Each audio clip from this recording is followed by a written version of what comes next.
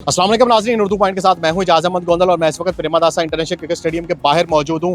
Asia cup super 4 मरहले का पाकिस्तान और श्रीलंका का एक अहम मैच जो कि सेमीफाइनल की शक्ल अख्तियार कर चुका है, जो कि कल होना है इसी स्टेडियम में। आज अभी पाकिस्तान टीम यहां पे नेट प्रैक्टिस कर रही है और भरपूर नेट प्रैक्टिस की जा रही है। पाकिस्तान टीम की जानिब से बॉलिंग, बैटिंग और फील्डिंग पे खसूसी तौर पर एक वार्म अप सेशन किया गया, जो कि प्रेमदासा इंटरनेशनल क्रिकेट स्टेडियम के अंदर हुआ। वहाँ पे फील्डिंग ट्रेनिंग की गई, यहाँ पे नेट पे प्रैक्टिस की जा रही है और हमेशा की तरह पाकिस्तान मैनेजमेंट ने आज कल जो टीम मैदान में उतरेगी श्रीलंका के खिलाफ उसको अनाउंस कर दिया गया है। काफ़ी तब्दीलियां की गई हैं क्योंकि पाकिस्तान टीम में इंजरीज हुई। हारिस रऊफ जो है वो बाहर हो गए हैं इंजरी की वजह से।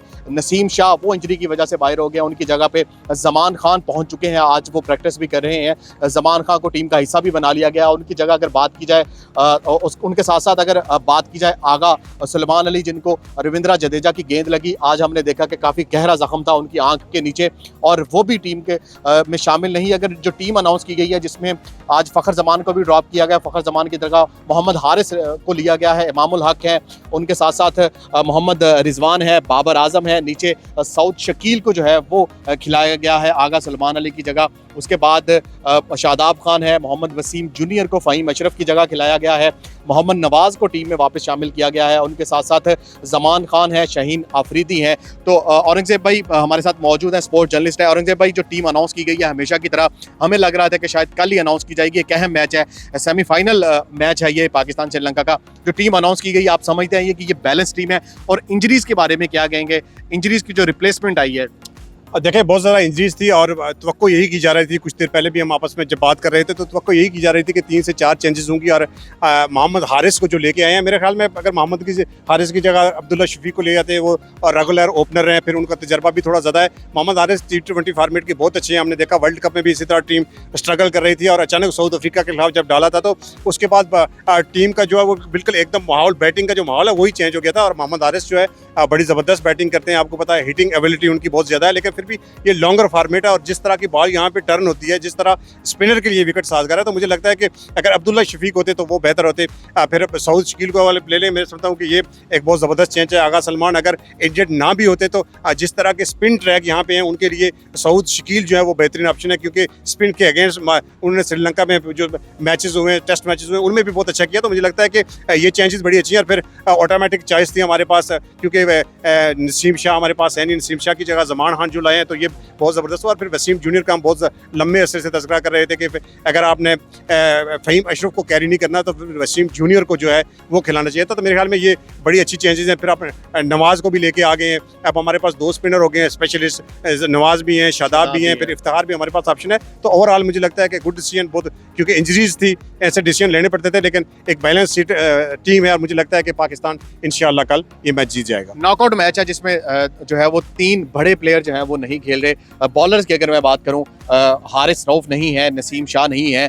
आप समझते हैं कि बड़े, क्योंकि उनका तजर्बा है, काफ़ी अरसे से विनिंग स्क्वाड का हिस्सा थे, आप समझते हैं कि उनकी ना होने की वजह से कोई असर पड़ेगा, या ये जो टीम में जमान खान वापस आए हैं, मोहम्मद वसीम जूनियर वापस आए हैं, ये एक परफेक्ट टीम है? नहीं, फ़र्क तो पड़ेगा, ऐसा आप नहीं कह सकते कि परफेक्ट टीम है, क्योंकि जिस क्लेबर के बॉलर नसीम शाह हैं, जिस तरह वो सीम पे बॉल करते हैं, जो उनकी लाइन और लेंथ है, जैसे वो स्विंग करते हैं, मेरे ख्याल में उनका मद्दे मुकाबल तो कोई नहीं है। और शाहीन शाह को वो कम्पीट करते हैं। और हारिस रऊफ की आप बात करें तो जिस तरह के वो एक्सप्रेस बॉलर हैं, 150 करते हैं, स्लो रन करते हैं, यार्कर करते हैं, हार्ड रन पे बॉल करते हैं, और अगर विकेट से कोई सपोर्ट ना भी मिले तो फिर भी उनमें एबिलिटी है कि वो विकेट ले सकते। तो ऐसा तो नहीं है कि हम ये कह दें कि उनकी जो खला है वो पूरा हो जाएगी, लेकिन पाकिस्तान के पास जो महदूद ऑप्शन थे उनमें से मेरे ख्याल में ये बेहतरीन ऑप्शन है कि वसीम जूनियर और जमान खान जो है वो शाहीन शाह आफरीदी के साथ अटैक करेंगे। आखिरी क्वेश्चन आपसे पूछना चाहूँगा, कल पाकिस्तान टीम मैदान में उतरी है। श्रीलंका ने जो इंडिया के खिलाफ मैच खेला, एक बड़ा टफ टाइम दिया श्रीलंका ने इंडिया को। इंडिया वो बड़ी टीम है जिसने पाकिस्तान को एक बदतरीन शिकस्त दी और एक अच्छे मार्जिन के साथ मैच जीता। तो क्या लगता है क्या श्रीलंका के जो स्पिनर्स हैं, जिस तरह उन्होंने भारतीय बल्लेबाजों को टफ टाइम दिया, श्रीलंका टीम पाकिस्तान को टफ टाइम दे सकती है, या वन साइडेड मैच देख रहे हैं आप? बिल्कुल टफ टाइम दे सकती है। अगर आप ये सवाल मुझसे कोई 8-10 दिन पहले पूछते तो मैं कह सकता था पाकिस्तान अपर एंड है, लेकिन अब पाकिस्तान की इंजरीज जिस तरह आ गई हैं, स्पेशली हारिस रऊफ और नसीम शाह का जो हमारे डिजास्टर है, वो मेरे ख्याल में खला जो है पुर करना ज़्यादा मुश्किल हो जाएगा। और फिर बाबर आजम के लिए और मुश्किलात में इजाफा ये है कि फ़खर जमान को आज उन्हें ड्रॉप करना पड़ा। पिछले 2 साल से फ़खर जमान को हम कैरी कर रहे थे और बिल्कुल वर्ल्ड कप जब कॉर्नर पे थे हमें वो ड्रॉप करना पड़ा। मोहम्मद हारिस जिस तरह की यहाँ पे बॉल टर्न लेती है, पता नहीं वो मोहम्मद हारिस क्या करेंगे। तो ये मुश्किलात होंगी। ऐसा नहीं है कि पाकिस्तान बिल्कुल ईजी जीत जाएगा, क्योंकि पेस बैटरी जिसकी बहुत ज़्यादा बात की जा रही थी वो बॉलिंग सारी बिखर गई है।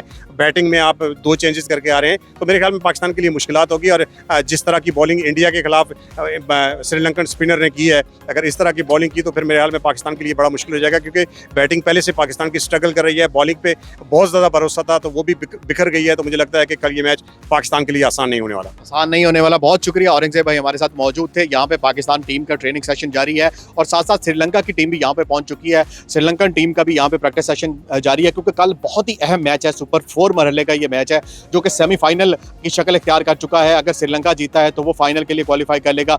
भारत ऑलरेडी सेमीफाइनल के लिए क्वालिफाई कर चुका है। अगर पाकिस्तान कल जीता है तो पाकिस्तान फाइनल के लिए क्वालिफाई कर लेगा। लेकिन एक और मुश्किल है जो इस मैच की राह में रुकावट बन सकती है, वो है ये बादल और यहाँ कोलंबो का मौसम, क्योंकि पिछले कुछ दिनों से हम देख रहे हैं कि यहाँ पे बारिशों का सीजन जारी है।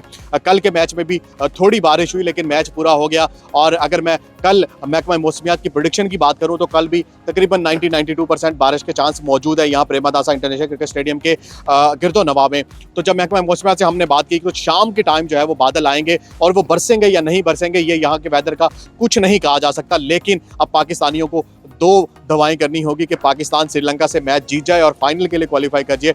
दूसरी पाकिस्तानियों को बड़ी जो दुआ करनी होगी वो ये होगी कि मौसम ठीक रहे, बादल ना आए, बारिश ना आए और मैच पूरा हो जाए और पाकिस्तान टीम अच्छी फाइट कर ले। अगर बारिश आ जाती है, मैच नहीं हो पाता, कॉल्ड ऑफ मैच हो जाता है या वॉश्ड आउट हो जाता है, तो उस सूरत में भी श्रीलंका फाइनल के लिए क्वालिफाई कर लेगा और पाकिस्तान टीम जो है वो इस एशिया कप 2023 के फाइनल की दौड़ से बाहर हो जाए। क्योंकि इस वक्त पाकिस्तान की जो रन रेट है, भारत से हारने के बाद पाकिस्तान की रन रेट -1 से भी नीचे जा चुकी है। इससे बहुत बेहतर रन रेट जो है वो श्रीलंका की है। तो श्रीलंका के 3 पॉइंट हो जाएंगे अगर कल मैच नहीं हो पाता, तो पाकिस्तान के भी 3 पॉइंट होंगे। लेकिन रन रेट की वजह से भारत और श्रीलंका जो है फाइनल के लिए क्वालिफाई कर लेंगे। लेकिन यहाँ पे जो टीम अनाउंस की गई है वो बहुत बेहतर टीम अनाउंस की गई है। 3 बड़ी तब्दीलियाँ की गई हैं। एक तो इंजरीज की वजह से तब्दीलियाँ की गई हैं, दूसरी फ़खर जमान जो है वो काफ़ी अरसे से स्ट्रगल कर रहे थे, परफॉर्म नहीं कर पा रहे थे, उनकी जगह जो है वो मोहम्मद हारिस को जो है वो टीम में शामिल किया गया है। बहुत से तजिया निगार और बतौर स्पोर्ट जर्नलिस्ट अगर मैं बात करूं तो डेफिनेटली मोहम्मद हारिस की जगह अब्दुल्ला शफीक को होना चाहिए था। वो तजर्बाकार भी हैं, वो टेस्ट खेल चुके हैं, ओडीआई खेल चुके हैं। मोहम्मद हारिस एक नौजवान खिलाड़ी हैं, वो T20 फॉर्मेट के अच्छे खिलाड़ी माने जाते हैं, लेकिन वनडे में उनको खिलाना खतरनाक साबित हो सकता है। और अगर परफॉर्म नहीं करते, क्योंकि अगर मैं टॉप ऑर्डर की बात करूं तो टॉप ऑर्डर में हमेशा बेहतरीन परफॉर्मेंस जो टीम देती है वो उनके मिडल ऑर्डर में भी परफॉर्मेंस अच्छी देखने को मिलती है। तो मैं समझता हूं एक मोहम्मद वसीम जूनियर की जो ऐड किया गया है उनकी फ़हीम अशरफ की जगह, तो वो एक बेहतरीन सिलेक्शन की गई है। मोहम्मद नवाज को वापस लेके आए, क्योंकि श्रीलंका के स्पिनर्स हमने देखा कि उन्होंने कल जिस तरह का टफ टाइम दिया भारतीय बल्लेबाजों को, 9 विकेटें ली हैं 2 स्पिनर्स ने कल श्रीलंका की जानिब से। और दूसरी तरफ भारत की जानिब से रविंद्र जडेजा और कुलदीप यादव ने भी बड़ी अच्छी बॉलिंग की है इस विकेट पे। तो इसी वजह से अब 2 स्पिनर्स को शामिल किया गया है टीम में।